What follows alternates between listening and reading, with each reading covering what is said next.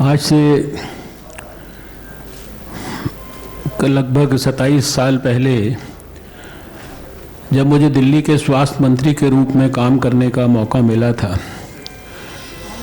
तो ये लगभग जितना भी आयुर्वेद के बारे में पढ़ा है, लिखा है, समझा है, उसके कारण आयुर्वेद उसकी प्रतिष्ठा को सारे संसार में मॉडर्न साइंटिफिक तरीके से पुनर्स्थापित करने का एक स्वप्न ये हमेशा मन में रहा है।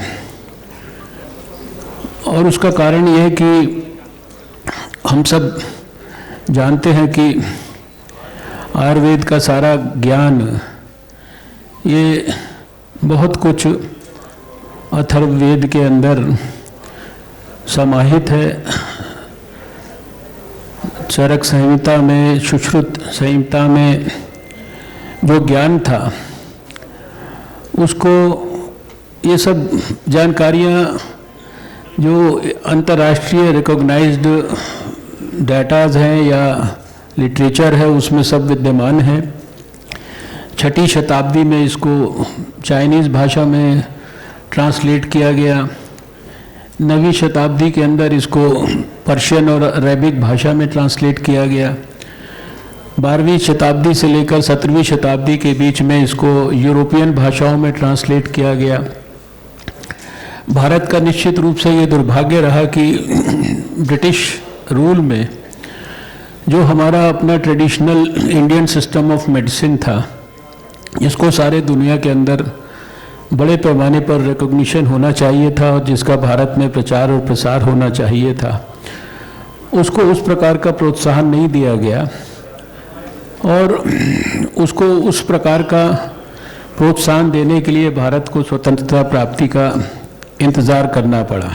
और आज इस बात की खुशी है कि कोविड काल के अंदर जो कोविड के लिए प्रिवेंशन की दृष्टि से, ट्रीटमेंट की दृष्टि से, जहाँ एक तरफ बाबा जी के संस्थान ने पूरा रिसर्च किया और जिसके बारे में अभी कहा गया कि वो सारे प्रेजेंटेशंस भी अभी करेंगे, और जो सबसे बड़ा चैलेंज था हमारे देश के सामने कि हम अच्छे हैं, ये हमें भी पता है, दुनिया भी मानती है, कहती है, लेकिन उसको दबे स्वर में कहती है, उसको इस्तेमाल भी करती है, लेकिन उसके बावजूद भी हमको स्वीकार नहीं करती है। उसको साइंटिफिक जब मॉडर्न टूल्स की मदद से हम दुनिया के सामने पुनर्स्थापित करते हैं तो कोई उसको चैलेंज नहीं कर सकता।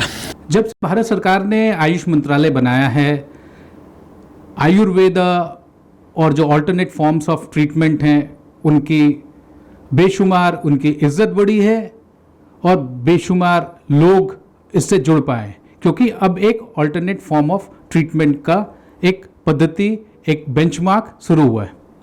आज हमारे साथ एक खास मेहमान हैं डॉक्टर नीरज जसवाल। आप एमडी हैं आयुर्वेदा में। Doctor Neeraj, thank you very much for joining us today. आज का प्रॉब्लम कोविड का है। Where do you see there is a space for Ayurveda? We have been negating it for decades and centuries.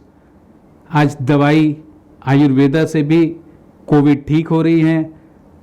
यदि ज़्यादा complication होती हैं तो नो डाउट हम एलोपैथी पे भी जाते हैं, लेकिन आप भी मानेंगे आयुर्वेदा और जो अल्टरनेट फॉर्म्स ऑफ ट्रीटमेंट है उनकी नाम बढ़ा है, उनके रिस्पेक्ट बढ़ा है और ट्रीटमेंट और पेशेंट का एक बहुत बड़ा तादाद, और हिंदुस्तान तो इन चीज़ों का जन्म देने वाला है। कोविड के टाइम पे जिस तरह से आयुर्वेद का एक तरह से ख्याति बढ़ी है, देखिए उसमें एक मेन रीज़न ये है, it's Charles Darwin's old theory of survival of the fittest. I am not against allopathy science, it's a wonderful science, but होता क्या है, Ayurveda is a science which has survived for 4000 years और 5000 years. उसका मतलब क्या है, वो टाइम टेस्टेड है। उसके अंदर जो भी, अगर ऐसा भी टाइम बीच में आया जहाँ पे उसका साहित्य जला दिया गया, उसके बावजूद भी ये सर्वाइव किया है क्योंकि इट वॉज बेनिफिशियल। अभी कोविड में एक बात हम सब लोगों को समझ में आ गई है कि लड़ना, ना आयुर्वेद आपका कोविड से लड़ेगा ना एलोपैथी कोविड से लड़ेगा आपका शरीर। और एज अ आयुर्वेदा और as a allopathic medical science आपको बॉडी को एम्पावर करना है लड़ने के लिए। और आयुर्वेदा में इम्यूनिटी का कॉन्सेप्ट और बॉडी को स्ट्रेंथन करने की जो कैपेसिटी है that is well known and from very long it has been in the news कि आप अपनी इम्यूनिटी बढ़ाओ और बहुत सालों से, अब खासकर आयुष डिपार्टमेंट आने के बाद जो आप कह रहे हो कि लोगों तक हमारी रीच क्यों बढ़ी है, क्योंकि हमारे आयुष डिपार्टमेंट आने के बाद काफ़ी जागरूकता आई है, नहीं तो ये सिर्फ कुछ एक लोगों तक सीमित था। तो या कोविड के दौरान और कोविड के बाद भी आयुर्वेद का स्कोप अच्छा रहने वाला है, ऐसा लग रहा है। आयुष मंत्रालय के जो सेक्रेटरी हैं वो खुद ही बहुत बड़े वैद्य हैं, but what I want to understand doctor Jaswal is that Ayurveda से कोविड का ट्रीटमेंट कितना संभव हो पा रहा है, या जैसे पोस्ट कोविड आप ठीक हो गए, आप घर पहुंच गए, लेकिन कॉम्प्लिकेशंस हो रही हैं, आपके पास भी ऐसे पेशेंट्स आ रहे होंगे। कोविड के दौरान बहुत सारे एंजाइटी होती हैं, कोविड में जो लोग दवाई लेते हैं, बीमारी बहुत बड़ी है इसलिए दवाई का इम्पैक्ट बहुत बड़ा होता है, लेकिन हम ये जानते हैं अंग्रेजी दवाई में ये भी है, एलोपैथिक दवाई में उसके साइड इफेक्ट्स भी होते हैं, और it is not a matter of a fear but it is also a matter of concern which you all are addressing. थोड़ा इसका एक एलैबोरेट क्या सिचुएशन है वो बताएं, और कैसी आपकी एक्सपीरियंस है इन चीज़ों पर। देखिए, कोविड को अगर हम लोगों को डिवाइड करना तो हम 3 हिस्सों में कर सकते हैं, pre Covid, Covid and post Covid. मतलब कोविड आने से पहले आप क्या कर सकते हैं, कोविड हो गया उसके दौरान आप क्या कर सकते हैं, और पोस्ट कोविड एक बार आप कोविड नेगेटिव हो गए उसके बाद क्या कर सकते हैं। इसमें इंटरेस्टिंग पार्ट ये है कि इन तीनों जो कंडीशंस हैं या जो स्टेजेस हैं कोविड की, उसमें आयुर्वेद तीनों में काम आता है।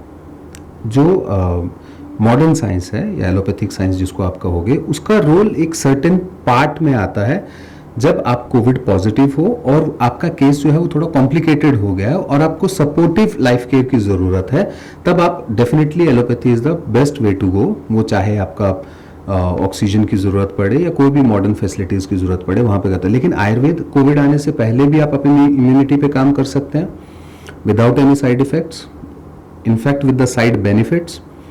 जब आपको कोविड हो जाता है उसमें भी अगर आप देखें तो जितने भी यूरोपियन कंट्रीज़ हैं या जिनको हम डेवलप्ड कंट्रीज़ कहते हैं, तो वहाँ के प्रोटोकॉल में पहले 5 दिन तक पैरासीटामोल के अलावा कोई भी दवाई रिकमेंडेड नहीं है, क्योंकि पहले 5 दिन तक आपको सिर्फ फीवर को मैनेज करना है। ना तो एंटीबायोटिक रिकमेंडेड है, ना कोई एंटीवायरल रिकमेंडेड है, ना कोई स्टेरॉइड रिकमेंडेड है। लेकिन आयुर्वेद यहाँ पे बहुत मेजर रोल प्ले करता है। पहले आप कोविड होने से पहले उसको ऐसी दवाइयाँ दे सकते हो जो इम्यूनोमॉड्यूलेटरी हैं या इम्यून सिस्टम को बढ़ाने वाली हैं। पहले 5 दिन में भी आपका सफरिंग लंबा ना हो और उसके लिए आप बॉडी को प्रिपेयर कर सकते हो आयुर्वेदिक मेडिसिन के दौरान। फिर वो स्टेज आती है जहाँ पे आपको ये डिसीजन लेना होता है कि मॉडर्न इंटरवेंशन थ्रू एंटीबायोटिक्स और एंटीवायरल्स आपको करना है या नहीं करना है। उस केस में भी ये देखा गया है कि जो लोग शुरू से आयुर्वेद फॉलो कर रहे हैं उनको इस तरह के इंटरवेंशन की ज़रूरत नहीं पड़ती है। फिर तीसरे स्टेज में हम एंटर करते हैं जहाँ पे आप ठीक हो जाते हो। अब ठीक होने के बाद जो पोस्ट कोविड आपके कॉम्प्लिकेशंस आती हैं उसको भी आप आयुर्वेद की सहायता से मैनेज कर सकते हो। पहली बात, 2 तरह की कॉम्प्लिकेशन आ सकती है। पहली कॉम्प्लिकेशन आ सकती है बिकॉज ऑफ द वायरस। अगर वायरस के कारण आपकी बॉडी में डैमेज हो गया है, आपकी किडनी में डैमेज हो गया, लिवर में डैमेज हो गया या लंग्स में डैमेज हो गया, ये भी लोगों को भ्रांति है कि सिर्फ लंग्स का ही डैमेज हो रहा है। अगर किसी आदमी के लिवर, किडनी या हार्ट भी कमजोर है तो उसमें भी डैमेज हो सकता है। अगर वो डैमेज वायरस के कारण हुआ है तो भी पोस्ट कोविड रिकवरी ज़रूरी है। दूसरा, यस, अगर एलोपैथी साइंस के बहुत ज़्यादा फायदे हैं तो कुछ एक नुकसान भी हैं जिसको हम साइड इफ़ेक्ट्स कहते हैं। अगर जुडिशियसली यूज़ किया जाए एलोपैथिक दवाई को, चाहे स्टेरॉइड्स हो चाहे एंटीबायोटिक हो, तो मैं नहीं मानता कि बहुत ज़्यादा साइड इफ़ेक्ट्स आने चाहिए। बहुत ही मिनिमम साइड इफ़ेक्ट्स आते हैं, लेकिन कुछ एक केसेस में साइड इफ़ेक्ट्स बहुत सीवियर भी हो सकते हैं। तो पहली बात तो अगर आप उनको कम यूज़ करेंगे, अगर आयुर्वेद आप शुरू से यूज़ करेंगे और आपको हॉस्पिटलाइजेशन की ज़रूरत नहीं पड़ती है, तो डेफिनेटली आप में वो कॉम्प्लिकेशंस को आप बचाया जा सकता है पोस्ट कोविड। और अगर वो हो भी जाती है, अभी एक राजस्थान का न्यूज़ था and it was confirmed also by the ministry of Ayush की जो म्यूकोरमाइकोसिस है जिसको आप ब्लैक फंगस कहते हैं ना, ब्लैक फंगस मोस्टली तो सभी को पता है कि it's not a complication of Covid, it's more of a complication of the management protocol जो हम फॉलो कर रहे हैं। काफ़ी सारे दावे ऐसे निकल के आए हैं जहाँ पे स्टेरॉइड्स का ओवर यूज़ हुआ है, आदमी का इम्यूनिटी शट डाउन हो गया, तो उस केस में इस तरह के कॉम्प्लिकेशंस आए हैं। पहली बात तो ये आने नहीं चाहिए, और अगर ये आ जाते हैं तो जिसका मैं रेफरल दे रहा था वहाँ पे रिकवरी रेट बहुत अच्छी है। बहुत अच्छी का मतलब आई थिंक 76 लोगों पे उन्होंने ट्रायल किया था, एक भी आदमी में ना तो उनको किसी भी तरह का आंख निकालने की ज़रूरत पड़ी, ना तो कोई भी डेथ वहाँ पे रिपोर्ट की गई। तो अगर हम इसको मिनिमाइज कर सकें तो आयुर्वेदा का स्कोप तो बहुत बड़ा है। मतलब जो आप हमेशा बोलते रहते हो कि it's a alternative medicine, alternative medicine, it's not a alternative medicine. Now how you can say it's alternative medicine when you are using a science in a particular stage of the disease, जहाँ पे आप Covid positive हो और आपके अंदर complications develop हो चुकी हैं, आप उस छोटे से पीरियड के लिए एक साइंस को यूज कर रहे हो और आप उसको कहते हैं this is the main stream science. और जहाँ पे आप कोविड होने से पहले एक स्ट्रीम ऑफ मेडिसिन को यूज कर रहे हो, कोविड के दौरान यूज कर रहे हो, पोस्ट कोविड कर रहे हो, फिर उसको ऑल्टरनेटिव मेडिसिन कहना सही नहीं होगा। It's alternative lifestyle. और सबसे बड़ी बात यह कि जब आपको कोई बीमारी नहीं है तब भी आप इन चीज़ों का सेवन करके बीमारी से बच सकते हैं। सो या इट्स ऑल्टरनेटिव लाइफस्टाइल। बट हाँ ठीक है, अभी जब तक रिकॉग्निशन पूरा नहीं होता तो we have to live with the tag of alternate medicine. यहाँ पे ये बताना बहुत ज़रूरी है कि यदि आप बीमार हैं, कोविड के पेशेंट हैं, क्योंकि इन दौरान कोविड की पिछले 1.5 साल से जो बातें हो रही हैं, यहाँ पे ये बताना बहुत ज़रूरी है कि आप किस फॉर्म ऑफ ट्रीटमेंट पे जाते हैं। यदि आप एलोपैथिक फॉर्म ऑफ ट्रीटमेंट पे जाते हैं, जब आपका कॉम्प्लिकेशन है, ज़रूर आप कंसल्ट करते हैं डॉक्टर को।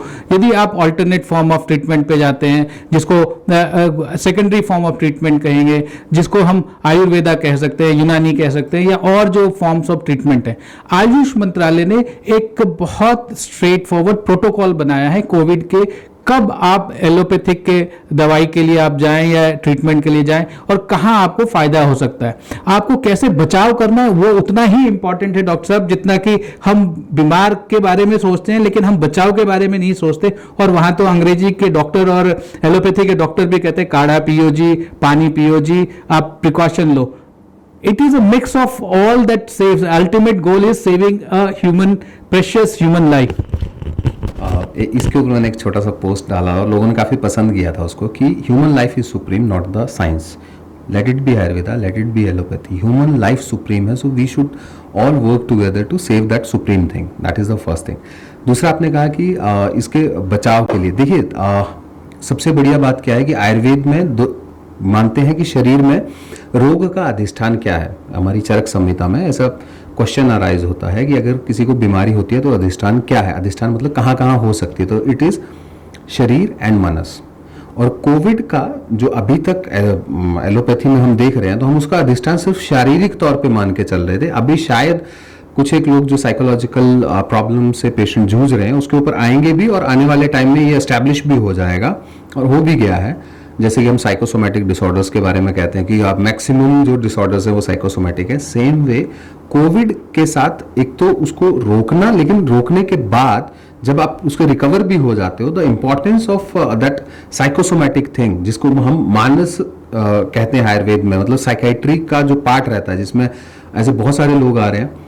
कुछ लोगों को तो कोविड हुआ है, कुछ लोगों को तो कोविड नहीं भी हुआ है, लेकिन उनको रात को नींद नहीं आ रही है, दे आर इन डिप्रेशन, रोना आ रहा है, शाम के टाइम घबराहट हो रही है, इस तरह के सिम्टम बहुत सारे लोगों में देखे जा रहे हैं। तो आई थिंक उसमें भी आयुर्वेद का रोल, मैंने बार बार प्लेटफॉर्म से कहा कि हम सब लोगों को अश्वगंधा या इस तरह के सप्लीमेंट जो आपके शरीर को भी मजबूती देते हैं और माइंड को भी मजबूती देते हैं। अगला जो मेन फेज़ है जिसमें रिकवरी फेज़ है, उसमें मुझे लगता है कि कुछ एक मेडिसिन का रोल बहुत ज़्यादा बढ़ गया है और लोगों को फॉलो करना चाहिए। चाहे वो मैं पर्सनली मेरे से पूछो, अश्वगंधा हर एक आदमी को पोस्ट कोविड रिकवरी के लिए लेना चाहिए। वो उसके शरीर को भी मजबूत करेगा और उसके माइंड को भी मजबूत करेगा। कोविड में ये देखा गया डॉक्टर साहब के इम्यून सिस्टम पे वो अटैक करता है, आपका इम्यून कॉम्प्रोमाइज होता है। जो आपने कहा कि आप कुछ ऐसे जो हर्ब्स हैं वो आप लें और उससे आप इम्प्रूव कर सकते हैं अपने इम्यून सिस्टम।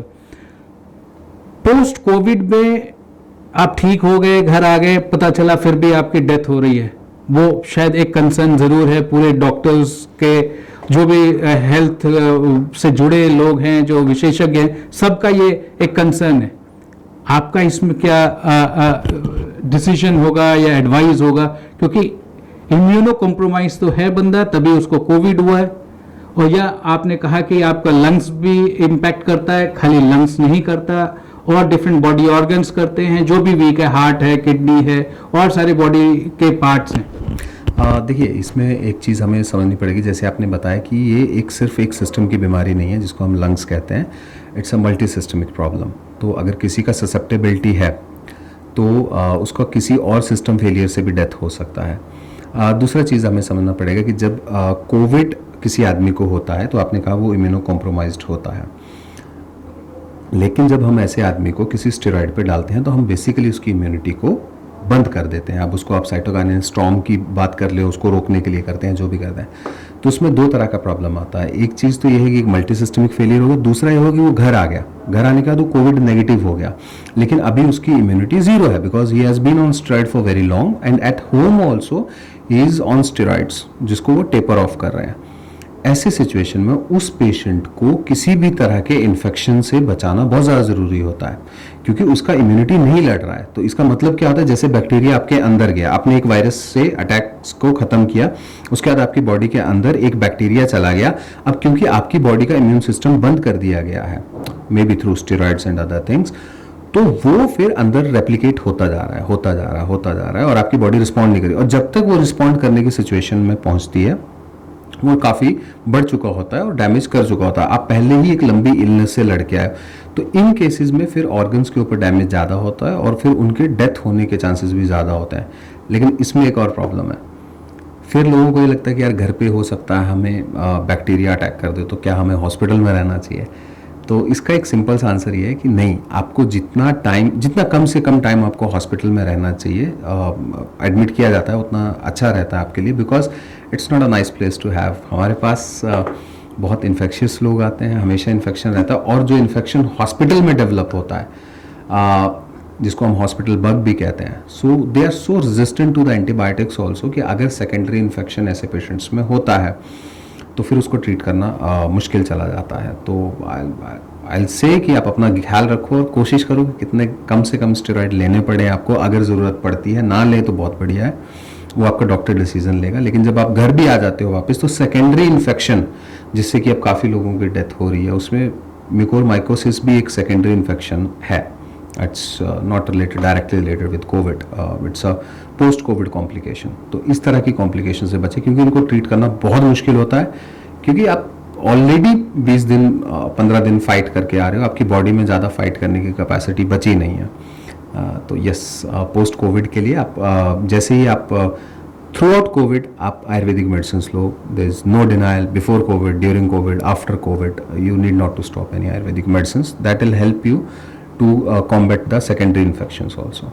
यहाँ पे ये भी इम्पॉर्टेंट है जानना कि आयुर्वेदा का कितना यूटिलिटी बढ़ा है, क्योंकि आप एक सिस्टमिक स्टडी करके आप आए, कोर्स किया आपने।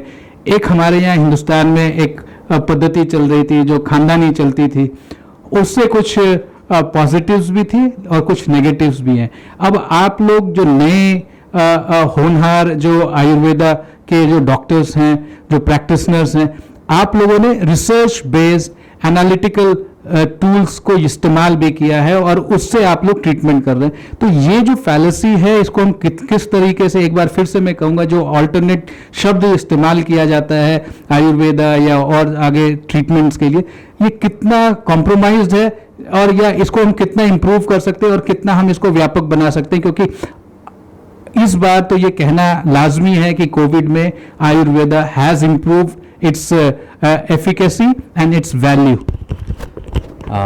जी, ये तो काफ़ी लंबे टाइम से बहस चल रही है इंडिया में, तो मैं तो इसमें आग में घी नहीं डालूंगा। बट देखिए, एक बात समझिए आप, जो डिग्री हम लोगों को दी गई वो गवर्नमेंट ने, देखो पहले भी आयुर्वेद प्रैक्टिस हो रहा था और ऐसी कई फैमिलीज़ हैं थ्रू आउट इंडिया, जिनकी 5वीं 6ठी 7वीं जनरेशन जो है वो आयुर्वेद में है। मतलब सर 5 जनरेशन होने का मतलब अब सर पिछले 400 साल से वो फैमिली कर रही है और फैमिली में रन हो रहा है।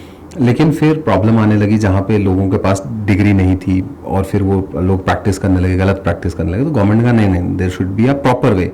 तो इसी को जो आप जिसको आप अनसाइंटिफिक कह रहे हो या कहते हैं लोग या कुछ भी कह रहे हैं, उसी को साइंटिफिक करने के लिए डिग्री दी गई थी। Either they should question this degree, you don't require a degree and then you say anything what you ever want. मतलब अगर कोई एलोपैथी के डॉक्टर भी कह रहा है या कोई भी कह रहा है तो फिर सबसे पहले तो गवर्नमेंट को इसको क्वेश्चन कर देना चाहिए। जब एक बार डिग्री आपने एक सिस्टमिक वे बनाया, उसको एक फॉर्मलाइज किया, दे एक चीज़। दूसरी चीज़ ये समझनी पड़ेगी, जब भी अभी देखो ना, अभी नोबेल प्राइज़ मिला था आई थिंक 2018 में सर्कैडियन रिदम को। आई डोंट नो कितने लोगों ने सर्कैडियन रिदम पढ़ा है और कितने लोगों ने दिनचर्या पढ़ा है और वात पित्त कफ के सिद्धांतों को पढ़ा है। Now this is unbiased. मैं उसको एक्सप्लेन करना ही नहीं चाहूँगा, क्योंकि अगर मैं एक्सप्लेन करूँगा तो मैं तो किसी भी चीज़ को कहीं भी कनेक्ट करके बता दूंगा ना कि ये ऐसा आयुर्वेद से उठाया गया है। मैं ये कह रहा हूँ आप लोग जाइए और वो दोनों स्टडीज़ को पढ़िए, जो सर्कैडियन रिदम है, जो दिनचर्या है, कैसे जो सन का मूवमेंट होता है वो आपकी बॉडी को इम्पैक्ट करता है, वो ऑलरेडी इट इज है। अब प्रॉब्लम क्या होता है, कोई भी कॉन्सेप्ट उठाया, not from the Ayurveda, from any traditional medicine. Ayurveda का तो बहुत रिच हिस्ट्री रहा है, लेकिन अगर कोई उनको चेचक की बात थी, उन्होंने एक ट्रेडिशन में फॉलो होती हुई चीज को देखा कि ये पर्टिकुलर जर्म जो है इन लोगों को नहीं होता है, ये जो वेरिएंट है, जो भी किया उन्होंने। प्रॉब्लम ये होता है जो भी उनके काम की चीज है उसको आप निकालोगे, उसको बोलोगे कि हमने इसको साइंटिफिकली प्रूव किया, अब तुम ये नहीं करोगे। जैसे ऐसे बहुत सारे लोग बोलते हैं अरे सर्जरी सुश्रुत की देना, सुश्रुत की देना, he is a father of surgery. ये बहुत जगह पे दलील दी जाती है, तब उनकी तरफ से दलील दी जाती है कि सुश्रुत ने सीटी स्कैन थोड़ा भी बनाया था। सही बात है। प्रॉब्लम क्या आता है, आपने एक आइडिया लिया, उस आइडिया पे काम किया। अब जैसे अगर डॉक्टर नीरज आज चाहेगी यार मैं ना सीटी स्कैन के ऊपर काम करूंगा और मैं सीटी स्कैन से बेहतर कुछ बनाऊंगा, लेकिन I am not authorized to do that. मतलब मेरे को रेडियोलॉजिस्ट होना है, मैं एज ए आयुर्वेद, लेकिन तुम्हारे पास वो पूरी लिबर्टी है कि अगर आयुर्वेद में कोई दवाई कही गई है तो आप उसको ले सकते हो, आप उसको पेशेंट को दे सकते हो, उसका ट्रायल कर सकते हो, और जब वो प्रूव हो जाए तो फिर वो एक सिस्टम में चली जाती है। अब तुम आयुर्वेद से हो, तुम इसका इस्तेमाल नहीं कर सकते हो, तो ये गलत है। डॉक्टर नीरज, यहाँ पे ये एक इम्पॉर्टेंट पॉइंट आता है इस डिस्कशन को यदि हम आगे बढ़ाएं कि ऐसे बहुत से दवाइयाँ हैं जो बहुत कॉम्प्लिकेटेड इलनेस में यूज़ होती हैं, जिसको मॉडर्न मेडिकल साइंस भी यूज़ करती है और वो एक्नॉलेज भी करती है कि वो प्लांट एक्सट्रैक्ट्स हैं। अब यहाँ पे ये डिस्कशन का एक नया रूप तैयार होता है, आपका क्या इस पे मत है? देखिए जैसे मैं कह रहा हूँ ना, एक सिस्टमिक वे है आयुर्वेद से चीज़ों को दूर ले जाने का। देखो इसमें किसकी कॉन्स्पिरेसी है, वेस्ट की, इंडिया की, उन चीज़ों में नहीं पड़ते हैं। आप एक बात समझिए, पहले होता था आयुर्वेदिक प्रोडक्ट होते थे, एलोपैथिक प्रोडक्ट होते थे। मतलब आयुर्वेदिक दवाई है, एलोपैथिक दवाई है, ये दोनों हुआ। फिर उन्होंने देखा कि नहीं, we have a problem from Ayurveda, we don't have a problem with herbs. फिर एक नई साइंस आई, उसको कहा गया कि ये हर्बल साइंस है। तो आयुर्वेद में से हर्ब्स को निकाला, नाउ दे आर सेइंग कि ये हर्बल लाइफ है। आयुर्वेदा इज हर्बो मिनरल, उसमें मिनरल्स भी होते हैं। अच्छा, इसको एक्सेप्टेंस है। उसके बाद फिर उन्होंने देखा कि नहीं, ऐसा नहीं है। अभी अगर हम इसको कोई आयुर्वेदिक मेडिसिन को आयुर्वेदिक मेडिसिन मानेंगे तो फिर उसमें तो आयुर्वेदिक डॉक्टर का प्रिस्क्रिप्शन जरूरी होगा आफ्टर अ पॉइंट। हालांकि ऐसा इंडिया में कोई लॉ है नहीं, आयुर्वेदिक दवाई ओवर द काउंटर बिकती है। प्रॉब्लम आती है एक्सपोर्ट में, पहले तो नहीं बिकनी चाहिए। अगर आप किसी भी चीज को आयुर्वेदिक दवा के रूप में प्रमोट कर रहे हो तो उसके लिए आपको आयुर्वेदिक डॉक्टर का प्रिस्क्रिप्शन चाहिए होगा। लेकिन अभी जैसा कि अंग्रेजी में चाहिए होता है, आपको प्रिस्क्रिप्शन देंगे तभी आपको दवाई मिलेगी। लेकिन ये आज नहीं है, कल होने वाला है, हो जाएगा, है ना। People are fighting for it. अच्छा, लेकिन एक्सपोर्ट इंडस्ट्री बहुत बड़ा है इस चीज का। तो इन्होंने फिर बोला नहीं, एक काम करेंगे, ये जो आयुर्वेदिक दवाई है ना, इसको हम न्यूट्रिशन के नाम से बेचेंगे, न्यूट्रास्यूटिकल में फूड की लाइसेंसिंग के अंदर बेच देंगे। कि हम जैसे बहुत सारे ऐसे प्रोडक्ट हैं जो आप सोचते होंगे कि आयुर्वेदिक दवाई है। मुझे तो याद आता है हाजमोला। अब हाजमोला दवाई है या वो पाचक है? अब इसका थोड़ा सा क्लैरिफिकेशन मुझे दे दीजिए। वो जब अगर आप उसको क्या बोलोगे, ये हाजमोला जो है वो आपका पाचक है और आप उसको ब्रांड करोगे कैंडी की तरह, और आपको कोई रोकने वाला नहीं है, और क्योंकि इलेक्ट्रॉल पाउडर दूसरा है जो मेडिसिन है। मेडिसिन है, इलेक्ट्रोल पाउडर मेडिसिन है, तो उसकी जो ब्रांडिंग है ना वो ब्लर कर दिया गया है लाइन को। ये खाने की चीज है, ये आयुर्वेदिक दवा है, इस लाइन को धीरे धीरे ब्लर कर दिया गया है और धीरे धीरे उसमें से जो काम की चीज है वो ले लेते हैं। ऐसा किसी को भी आयुर्वेद के प्रति अवर्जन नहीं है। एवर्जन जो है वो सिर्फ शायद आयुर्वेदा के शब्द के ऊपर है, अदरवाइज तो सब हो रहा है। अगर आपको किसी प्लांट का एक्सट्रैक्ट चाहिए then you will deal with plant extract. अगर आपको कोई herb as it is use करनी है तो आप मतलब कोई भी आपको giloy as it is use करनी है, आप उसको एज अ हर्बल कंपाउंड बोल के बेच सकते हो, आयुर्वेदा की जरूरत नहीं है आपको। आपको वो भी नहीं चाहिए, आपको ऐसा कुछ सप्लीमेंट बनाना है जिससे कि आपको आयुर्वेद की मशहूरी तो चाहिए लेकिन आप एक्सपोर्ट करना चाहते हो, तो आप उसको न्यूट्रास्यूटिकल में बेचना शुरू कर दोगे कि ये फूड प्रोडक्ट है। आप ब्रांडिंग करोगे उसमें ये आयुर्वेदिक प्रोडक्ट है और उसको आप बेचोगे एज अ फूड प्रोडक्ट। उसकी जो लाइसेंसिंग है वो सारी हमारी FSSAI से होके आएगी। और ये अच्छे अच्छे बड़े बड़े ब्रांड जो आयुर्वेद का झंडा लेके चलते हैं ना, आप किसी भी दवाई के ऊपर जो ओवर द काउंटर मिल रही है, पंसारी की दुकान पे मिल रही है, आप उसको उल्टी साइड देखना कि उसका रेगुलेटरी कौन है। ये जो रेगुलेटरी मिलेगा वो FSSAI मिलेगा, क्योंकि उसमें वो फूड आर्टिकल आप कहीं भी उसको बेच सकते हो। तो यहाँ आज ये जानकर बहुत इम्पोर्टेंट बात ये जानकर ये हुई कि आयुर्वेदा का स्कोप बहुत बड़ा है, यूनिवर्सल है। उसमें से जिसको जो मिलता गया वो उसका दोहन करता गया और उसको अपने इस तरीके से इस्तेमाल करते गए, कुछ कानूनी रूप से, कुछ यूटिलिटी के रूप से, कुछ ब्रांडिंग के रूप से और कुछ उसकी जो अहमियत है उसको अलग अलग डिपार्टमेंट में यूज करते हुए। तो आप कहना चाहेंगे कि अब Ayurveda is a big daddy of all the medicine? It was a big daddy. The problem, मैं वही बोला, इसको इतना फ्रेगमेंटेड किया गया है ना कि अब आपको लगता है इट्स अ ऑल्टरनेटिव मेडिसिन। भाई आप लाइक टू लाइक रिप्लेसमेंट मत देखिए। It starts with your food, it starts in your kitchen and then it goes to the treatment of mucormycosis which is up to a point is a complication because of some of the allopathic medicines. I have to admit that. उसको भी cure करने के लिए आप Ayurveda use करते हो, लेकिन वो आपने सेलेक्टिविटी उसमें जब से ला दी है, उसको अलग अलग कर दिया, so you have some problem. और जो हम बात कर रहे हैं कि ये सब, अब आप बोलोगे कि आयुर्वेद से ही इनको इतनी घृणा क्यों है, ये क्यों इसको कंपार्टमेंटलाइज किया जा रहा है। आप समझो, इंडियन जो ट्रेडिशनल मेडिसिन हैं, आप उसका ग्लोबल मार्केट देखोगे, China is a leader of traditional medicine, Japan is a leader. जो आपका चाइनीज जेंसन था उसको भी 2019 में नोबेल मिला था। जैसे इंडियन जेंसन अश्वगंधा है, उसको इंडियन जेंसन कहते हैं, उसी का एक रूप है जिसको चाइनीज जेंसन कहते हैं, उसको नोबेल मिला। तो होता क्या है कि नॉर्मली ऐसी चीज़ों को जब नोबेल मिलता है तो एक इंटरनेशनल रिकॉग्निशन मिलती है।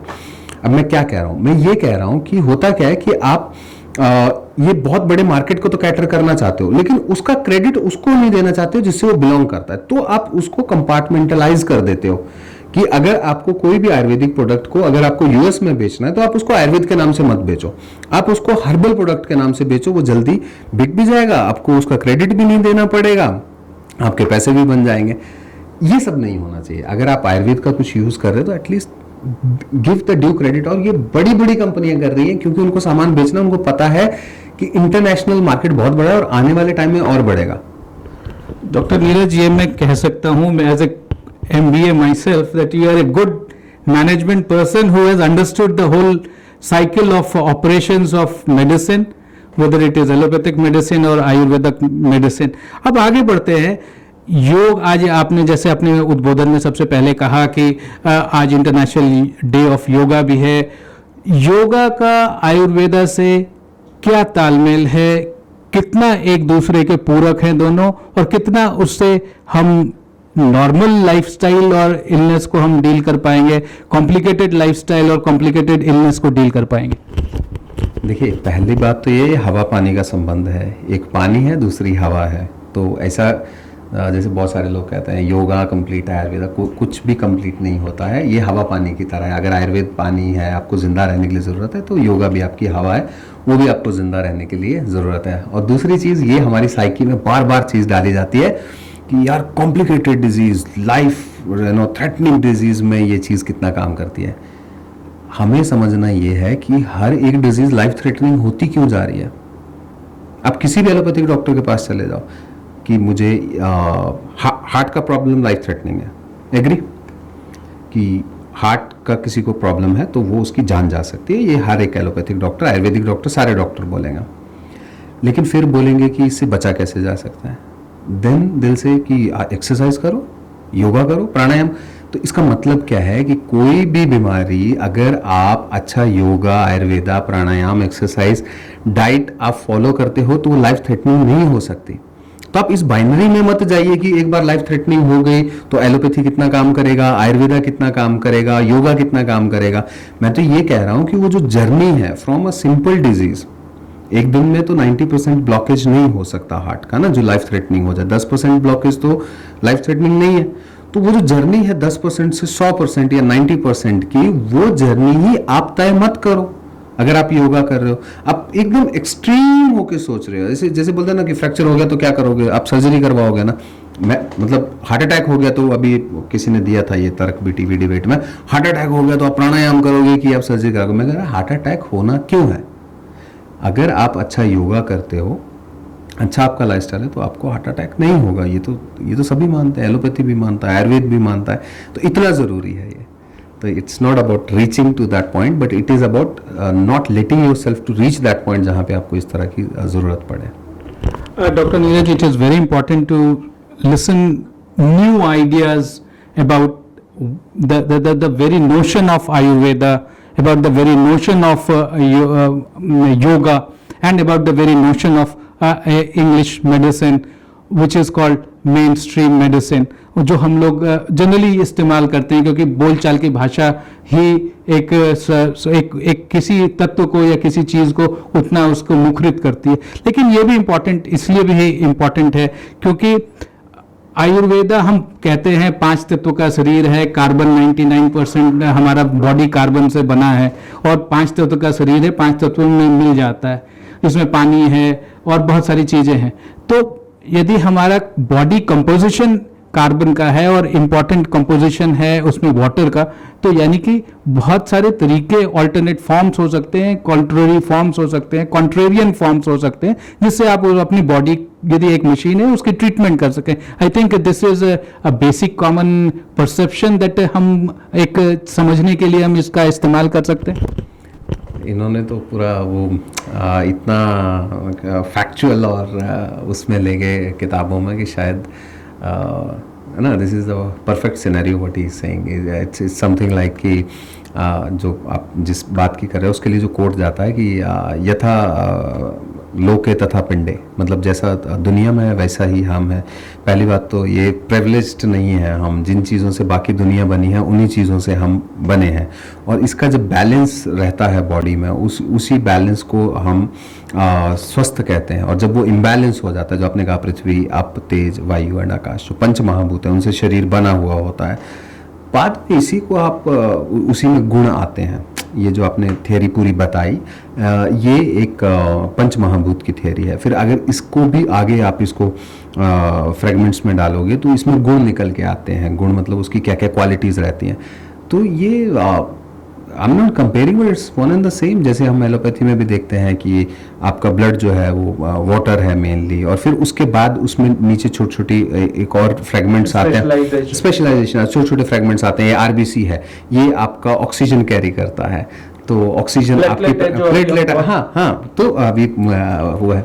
तो वैसे ही ये जो पंच महाभूत हैं, ये ग्रॉस थियरी है, और इसी के अंदर छोटे छोटे जो उनके गुण रहते हैं एक एक महाभूत के, उसी से हमारा शरीर चलता है। बट इन नटशेल, अगर हम ग्रॉसली इन पंच महाभूत को बैलेंस करते हैं तो डेफिनेटली हम स्वस्थ रह सकते हैं। हमें उतना गुण में भी जाने की जरूरत नहीं है, उसके लिए फिजिशियंस हैं। ये हमारा भारत देश ही है जो इतना पुराना, जो 4000 साल, जैसे डॉक्टर नीरज बता रहे थे, 4000 साल से एक रिटन डॉक्यूमेंट है आयुर्वेदा के बारे में, तो वो झूठ नहीं हो सकता, वो सत्य है। अब इतना बड़ा आयुर्वेद का एक बड़ा एक बिग डैडी, जो हमने कहा कि बिग डैडी ट्रीटमेंट है, उनसे सब लोगों ने दोहन किया, उनसे सब लोगों ने सीखा, उनसे सब लोगों ने ट्रीटमेंट किया। चरक संहिता आज भी उतनी ही इंपॉर्टेंट है जितना 4000 साल पहले। With camera person Rajesh Tripathi, Pranab Prakhar, reporting for vision television world.